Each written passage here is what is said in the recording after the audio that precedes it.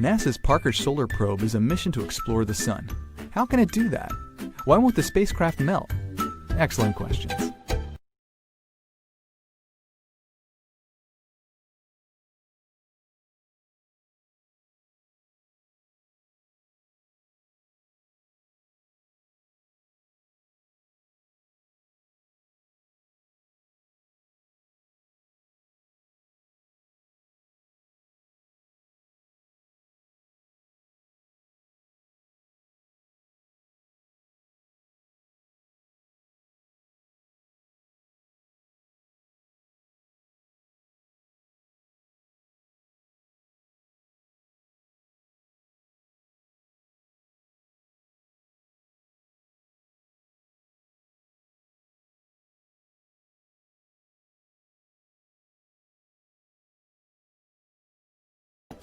You can't face off with the sun without packing the right gear.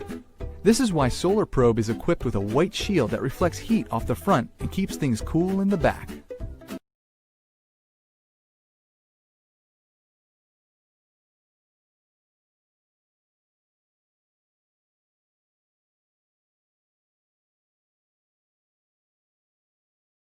Nobody likes a needy explorer. Solar Probe can take care of itself, thank you very much. And that's because it has autonomy software that will keep its instruments safe and cool behind the heat shield. We're too far away to joystick it into place, so it basically has to always be sensing whether or not the heat shield is in the right position and correct itself if it isn't. There are these things called solar limb sensors that are just poking out at the very edge of the shadow. And if those get illuminated, the spacecraft knows, oh, I'm, going the wrong direction, and can actually right it.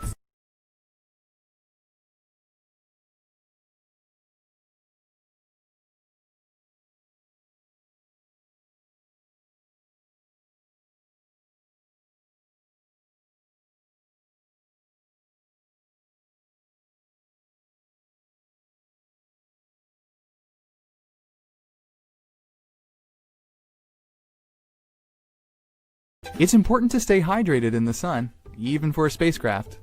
Solar Probe circulates water to keep the solar cells from overheating. It stays cool and keeps power.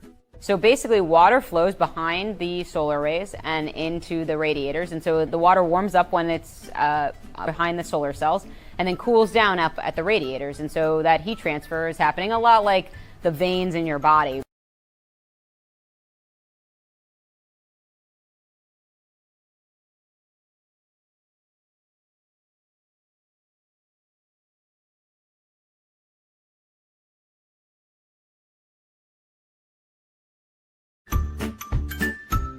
Yes, you read right. Heat is not the same as temperature. Temperature is a measurement, but heat is energy transfer. This matters because Solar Probe will be visiting the sun's outer layer, the corona. Like all stars, the sun is made of plasma. How tightly packed that plasma is depends on the layer.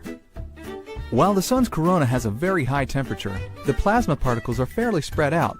So even though the temperature in the corona is 2 to 3 million degrees Fahrenheit, the heat around the spacecraft is manageable.